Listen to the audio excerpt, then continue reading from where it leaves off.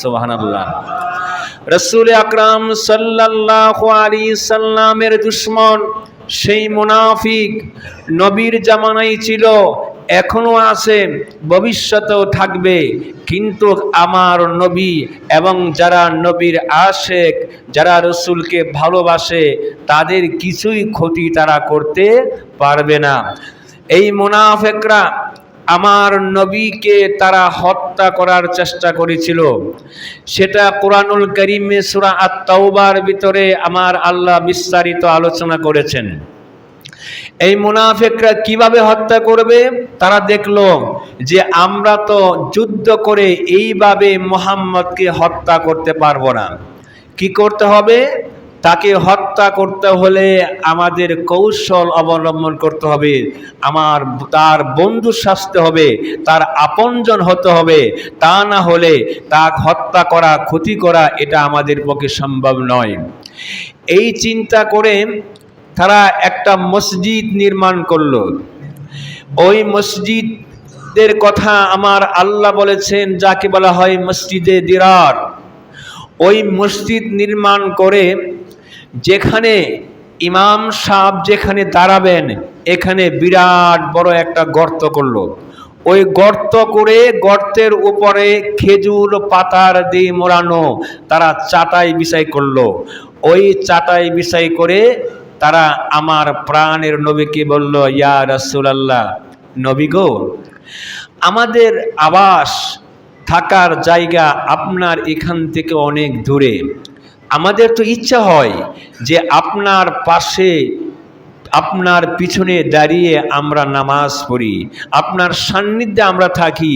নবী গো, আমাদের বাড়ি একটু দূরে হওয়ার কারণে এটা আমাদের পক্ষে সম্ভব হয় না। ইয়া রাসূলুল্লাহ, আমরা একটা মসজিদ নির্মাণ করেছি, আমাদের ইচ্ছা আপনি ওই মসজিদে যাবেন, সেখানে দাঁড়িয়ে আপনি নামাজ পড়বেন। আপনি যেই জায়গায় দাঁড়িয়ে আপনি নামাজ পড়বেন, আপনার কদম যেখানে রাখবে আমরা সেখানে দাঁড়িয়ে নামাজ পড়ব, এতে করে আমাদের বরকত হবে। তারা বিনয়ের সাথে আমার প্রাণের নবীকে তারা এই রিকোয়েস্ট করলো। তারা তো জানে না মুনাফিকরা যে তারা যেই ষড়যন্ত্র করেছে, আমার আল্লাহ ওহীর মাধ্যমে আমার আল্লাহ সব আমার নবীকে জানিয়ে দিয়েছে। জোরে বলেন সুবহানাল্লাহ। এই জন্য কোরআনুল কারীমে আমার আল্লাহ বলেছেন, ওয়া মাকারু ওয়া মাকারুল্লাহ ওয়াইরুল্লাহু খায়রুল মাকিরিন।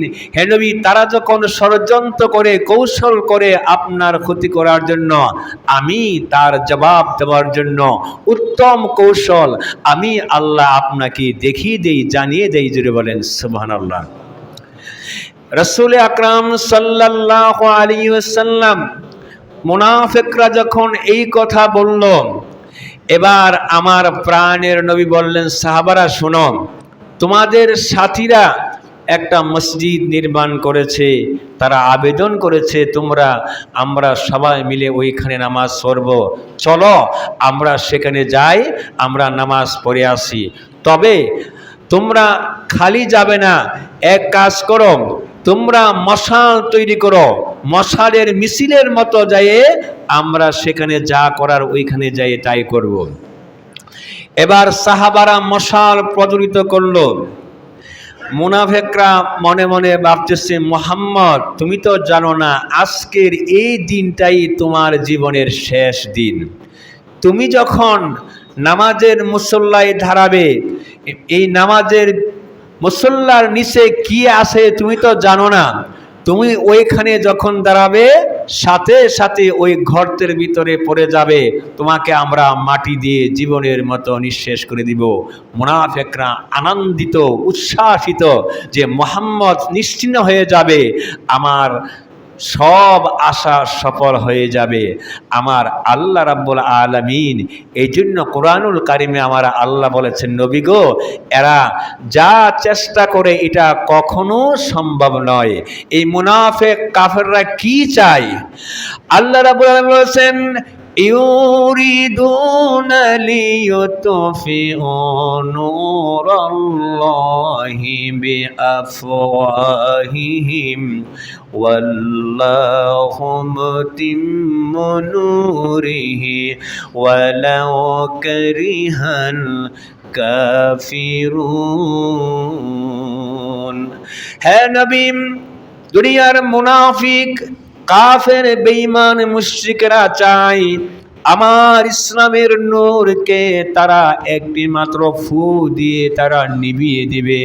ওয়াল্লাহু মুতিম্মু নূরিহি, অথচ আমার এই ইসলাম আমি প্রজ্বলিত করব কিয়ামত পর্যন্ত। যদিও কাফেরদের জন্য এটা কষ্টকর হয় না কেন? জুড়ে বলেন সুবহানাল্লাহ। আমার নবী সাহাবীদেরকে নিয়ে চললেন, ওই মুনাফিকদের মসজিদের দিকে যাচ্ছেন। মুনাফিকরা খুব খুশি, আনন্দিত, ইহুদিরাও খুশি যে মুহাম্মদ আজকে শেষ হয়ে যাবে। আস্তে আস্তে একেবারে মসজিদের কাছে নিকটে মুনাফিকরা বলল, ইয়া রাসূলুল্লাহ, এই তো মসজিদ, এই মসজিদে আপনি প্রবেশ করুন, আপনি নামাজ পড়ুন, আপনি যেই জায়গায় দাঁড়িয়ে নামাজ পড়বেন আমরা ওই জায়গায় দাঁড়িয়ে নামাজ পড়ব, যাতে করে আমাদের বরকত হয়। আমার নবী বললেন, সাহাবারা শোনো, তোমরা এক কাজ করো, যেই মশাল পতিত করেছ এই মসজিদে আগুন জ্বালিয়ে মসজিদকে জ্বালিয়ে পড়ে সারখার করে দাও। জুড়ে বলেন সুবহানাল্লাহ। সাহাবারা এই মসজিদে আগুন লাগিয়ে দিল।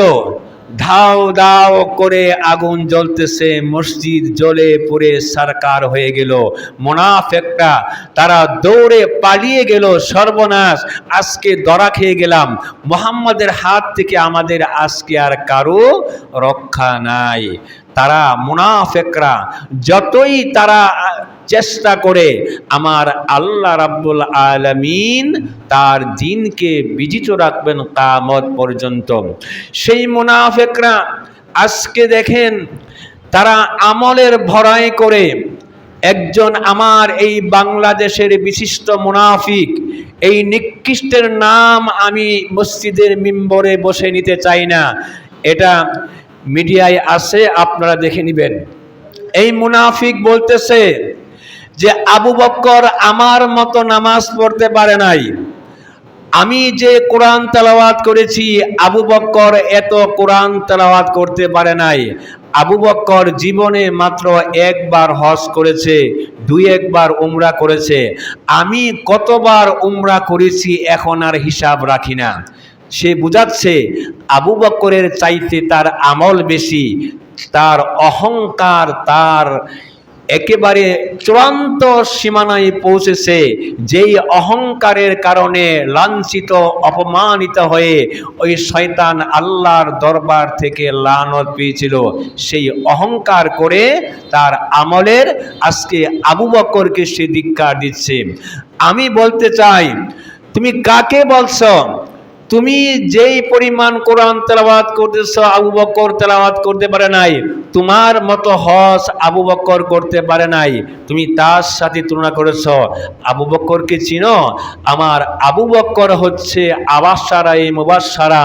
আমার নবী যেই 10 জন সাহাবীর নাম জান্নাতি ঘোষণা করেছেন তার ভিতরে প্রথম যার নাম তিনি হচ্ছে আবু বকর সিদ্দিক রাদিয়াল্লাহু তাআলা আনহু। বলেন সুবহানাল্লাহ। তুমি আবু বকরের চাইতে আমল বেশি করেছ, সেই অহংকার করছ। আবু বকর তো ওই ব্যক্তি যার শানে আমার আল্লাহ রাব্বুল আলামিন কুরআনুল কারীমে আয়াত নাজিল করেছেন। জুড়ে বলেন সুবহানাল্লাহ। সূরা আলে ইমরানের ভিতরে এই ঘটনাটা আসছে। আল্লাহ রাব্বুল আলামিন যখন এই আয়াত যখন নাজিল করলেন, মান জাল্লাযী ইউকরিদুল্লাহা কারদান হাসানাতান ফায়ুদাইফুহু লাহু আদআফান কাসীরা। এটা হচ্ছে দান সদকার ফজিলত সম্পর্কে এই আয়াতটা আসছে। আল্লাহ রাব্বুল আলামিন দানের ফজিলত সম্পর্কে আমার আল্লাহ বলতেছিলেন, তোমাদের মধ্যে কে আছে আল্লাহকে ঋণ দিবে আল্লাহ রাব্বুল আলামিন তার প্রতিদান দ্বিগুণ করে বৃদ্ধি দিবেন, সওয়াব বৃদ্ধি করে দিবেন। এই আয়াত যখন নাজিল হলো দানের ফজিলত সম্পর্কে, তখন ইয়াহুদিরা তারা ঠাট্টা করতে লাগলো, তামাশা করতে লাগলো। তারা তাদের ইয়াহুদিদের একজন আলেম, তার নাম ছিল কানহাস, সেই ছিল ইয়াহুদিদের আলেম এবং বিশিষ্ট ধর্মগুরু, ধর্মযাজক যাকে বলা হয়। সেই ইয়াহুদিকে বলতেছে, দেখো আমরা ইয়াহুদি, আমাদেরকে ঈশ্বর কত সম্মান দিয়েছেন, আমাদের টাকা পয়সা অর্থের কোনো অভাব নাই, আমরা হচ্ছি ধনী। আর ওই যে মুহাম্মদ, সেই যে দিনের দাওয়াত দেয়, তার দিন কেমনে মানুষ গ্রহণ করবে? ওই মুহাম্মদের যেই খুদা, যেই রব, সেই তো মানুষের কাছে সে দান চায়, সদকা চায়, মানুষের কাছে টাকা হাওলাত চাইতেছে, মানুষের তার বান্দার কাছে সে টাকা চায়। সে নিজেই তো ফকির, সেই মিসকিন, আবার সে কেমন করে বান্দার ব্যবস্থা উপকার করবে? আল্লাহ সুবহানাহু তাআলাকে এই নিকৃষ্ট ইয়াহুদি ফকির মিসকিন বলে প্রকাশ করতে লাগলো। এক পর্যায়ে মদিনাতে আবু বকর সিদ্দিক রাদিয়াল্লাহু তাআলা আনহুর সাথে তার সাক্ষাৎ হলো। সাহাবীদের ভিতরে হযরতে আবু বকর সিদ্দিক ছিলেন নম্র এবং ভদ্র, সহজে তার রাগ আসতো না, তিনি এসেছে না, সবসময় বিনয় এবং নম্র ছিলেন। আবু বকর সিদ্দিক রাদিয়াল্লাহু তাআলা আনহুর সাথে এই ইয়াহুদির সাক্ষাৎ হলো। ইয়াহুদি আবু বকরকে বলতেছে, মুহাম্মদ, তোমার খুদা এতই ফকির মিসকিন যে বান্দার কাছে সেই ঋণ চাইতেছে, টাকা চাইতেছে, তোমার খুদা এমন ফকির মিসকিন হয়ে গেল? আল্লাহ রাব্বুল আলামিনকে যখন ফকির বললেন, মিসকিন বললেন, আবু বকর সিদ্দিক রাদিয়াল্লাহু তাআলা আনহু, আমার প্রাণের নবীর সাহাবী, যার ইমানের জজবা এতই ছিল, তিনি আর সহ্য করতে পারলেন না যে আমার আল্লাহরে তুমি ফকির বলছো। এমনিতে ঠাস করে তার গালের উপরে চর বসাই দিল, হাতের দাগ এসে গেল, তার গালের উপরে ঠাস করে চর বসাই দিল। এই ইয়াহুদি পাদ্রী কানহাস বলল, আবু বকর, তুমি কাজটা ভালো করো নাই, তুমি যা করেছ এর বিচার তোমাকে অবশ্যই সাজা পেতে হবে। ইয়াহুদি সুজা আমার নবীর দরবারে এসে নালিশ করলো, ইয়া মুহাম্মদ সাল্লাল্লাহু আলাইহি ওয়াসাল্লাম, তোমার দরবারে নালিশ নিয়ে বিচার নিয়ে এসেছি। কি বিচার? যে তোমার সাথী আবু বকর থাপ্পড় মেরে, এই দেখো আমার কালে একেবারে থাপ্পড় দিয়েছে, তার হাতের দাগ বসে গেছে, আমাকে আঘাত করেছে। আমি তোমার কাছে, তুমি তো নিজেকে নবী দাবি করো, তাহলে এই বিচার আমি তোমার কাছে দিলাম, তুমি তার বিচার করো।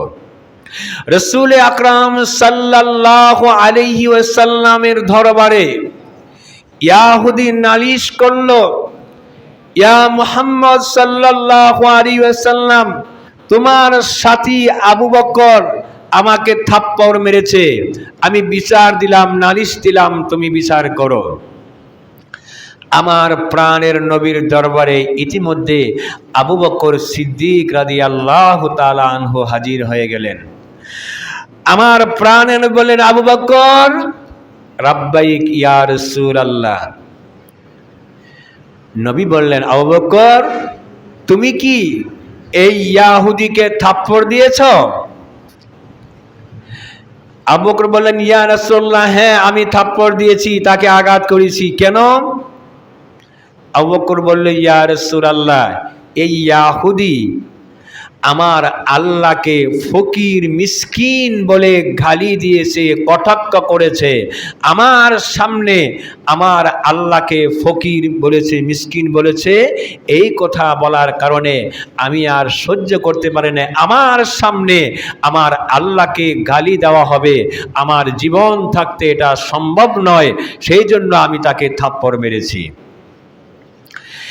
আমার প্রাণের নবী এবার ইয়াহুদিকে বলতেছেন, তুমি কি আমার আল্লাহকে ফকির বলে গালি দিয়েছ? ইয়াহুদি বলল, না না ইয়া মুহাম্মদ, আপনি বলেন কি? তা কখনো সম্ভব নয়। আপনারা যাকে আল্লাহ বলেন আমরা তাকে ঈশ্বর বলি, আল্লাহরে তো আমরাও সম্মান করি। আমি একজন আলেম ধর্মযাজক, আল্লাহরে তুমি গালি দিব, এটা কি আমার পক্ষে সম্ভব? কখনো আমি এমনটা বলতে পারি নাই, আমি এ কথা বলি নাই। আবু বকর এমনিতে আমাকে থাপ্পড় মেরেছে। আমার প্রাণের নবী এবার আবু বকরকে বললেন, আবু বকর, এই ইয়াহুদি আমার আল্লাহর যে ফকির বলে গালি দিয়েছে তার কি কোনো সাক্ষী আছে? আসলে ওই সময় আবু বকর সিদ্দিক রাদিয়াল্লাহু তাআলা আনহু একাই ছিলেন, ওইখানে অন্য কোনো মুসলমান ছিল না। আর যারা ছিল তারা তো ইয়াহুদিরা তো ইয়াহুদির পক্ষে সাক্ষী দিবে। আবু বকর বললে, ইয়া রাসূলুল্লাহ, না, আমার কোনো সাক্ষী নাই। যেহেতু এখানে কোনো মুসলমান ছিল না, কেউ ছিল না, আসলে সাক্ষী ছিল না, সেই দিবে কোত্থেকে? রাসূল আকরাম সাল্লাল্লাহু আলাইহি ওয়াসাল্লাম দেখলেন যে আবু বকর ইয়াহুদিকে থাপ্পড় দিয়েছে, ইয়াহুদি যে গালি দিয়েছে তার কোনো সাক্ষী প্রমাণ এখানে নাই। সেক্ষেত্রে এখন ন্যায় বিচার যদি করতে হয় তাহলে বিচারের রায় ফয়সালা এটাই হয়। এখন ইয়াহুদি আবু বকরেরকে একটা আঘাত করবে, তাকে উল্টা থাপ্পড় দিবে, এটা ন্যায় বিচারে এটাই হয়, রায় এটাই আসে।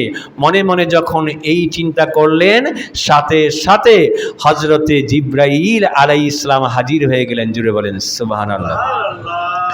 হযরতে জিবরাইল আলাইহিস সালাম আসতেছেন। এই সময় আল্লাহর নবী জিবরাইলের আসার ধ্বনি আওয়াজ যখন শুনতে পেলেন, আমার নবী স্তম্ভিত হয়ে গেলেন। কেন জিবরাইল আসতেছে? এই সময় তো জিবরাইল আসার কথা না। হযরতে জিবরাইল আলাইহিস সালাতু ওয়াস সালাম আল্লাহর নবীকে ডাক দিয়ে বলে, ইয়া রাসূলুল্লাহ, নবী গো, আপনি তো বিচারের ফয়সালা করে দিবেন। ইয়াহুদিকে আবু বকর থাপ্পড় মেরেছে, আপনি বিচার ফয়সালা দেওয়ার আগে, যেহেতু আবু বকরের কোনো সাক্ষী নাই, প্রমাণ নাই, আপনি ফয়সালা দেওয়ার আগে আল্লাহ রাব্বুল আলামিন একটা সংবাদ নিয়েছি, আল্লাহর বাণী নিয়ে আসি, ওই বাণীটা আপনি আগে শুনেন, তারপরে আপনি ফয়সালা দেন। হযরতে জিবরাইল বললেন, ইয়া রাসূলুল্লাহ, আল্লাহ রাব্বুল আলামিন জানিয়ে দিয়েছেন, লাকাদ সামিআল্লাহু কাওলাল্লাযিনা ক্বালু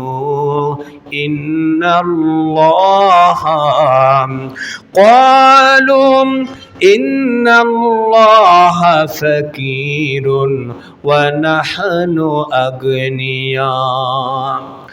আল্লাহ বলছেন, হে নবী, লাকাদ সামিআল্লাহ, অবশ্য আমার আল্লাহ এই কথা শুনেছেন, কাউলান, ওই কথা, কালু, এই ইয়াহুদি বলেছে, ইন্নাল্লাহা ফাকীরুন, নিশ্চয় আল্লাহ হচ্ছে ফকির, ওয়া নাহনু আগনিয়া, আমরা হচ্ছে ধনী, মুহাম্মদের আল্লাহ হচ্ছে ফকির। ইয়াহুদি যে এই কথা বলেছে আমার আল্লাহ সেটা শুনেছেন। জুড়ে বলেন সুবহানাল্লাহ। এবার আল্লাহ রাব্বুল আলামিন যখন আয়াত নাজিল করলেন আবু বকরের শানে, এখন কি আবু বকরের সাক্ষী আর বাকি আছে? আবু বকর সিদ্দিক রাদিয়াল্লাহু তাআলা আনহার শানে আমার আল্লাহ সূরা আলে ইমরানের 181 নম্বর আয়াত নাযিল করছেন। আমার প্রাণের নবী এবার ইয়াহুদিকে বললেন, ইয়াহুদি, জি মুহাম্মদ বলো। হে ইয়াহুদি, তুমি তো মিথ্যা বলেছ, কিছুক্ষণ আগে বলেছ আল্লাহ ফকির, এই কথা তুমি বলো নাই, তুমি মিথ্যা বলেছ। আর তুমি আল্লাহকে ফকির বলেছ, আমার আবু বকর আঘাত করেছে, তুমি যে একটু আগে এটা অস্বীকার করলে। ইয়াহুদি বললে, ইয়া মুহাম্মদ সাল্লাল্লাহু আলাইহি সাল্লাম, আমি তো মিথ্যা বলেছি, আমি কি জানতাম যে তোমার আল্লাহ কোরআনের আয়াত নাজিল করে দিয়ে এটা সার্টিফাইড করবে, এটাকে আমি জানতাম? জোরে বলেন সুবহানাল্লাহ।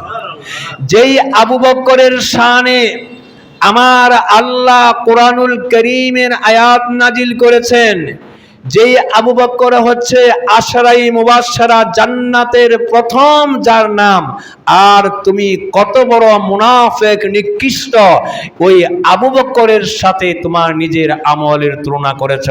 এই সমস্ত মুনাফিক থেকে আমাদেরকে সাবধান থাকতে হবে, সাহাবীদেরকে আমাদেরকে ভালোবাসতে হবে, তাহলেই রসুলকে ভালোবাসা হবে। আর রসুলকে ভালোবাসলেই কেবলমাত্র নাজাতের আশা করতে পারি। আল্লাহ রাব্বুল আলামিন আমাদের সকলকে সে তৌফিক দান করুন। সকলে পড়ছে আমিন। ওয়া আখির দাওয়ানা ওয়া মা আলাইনা ইল্লাল বালাগ। যারা সুন্নত পড়েন নাই এখন পড়ে নেন।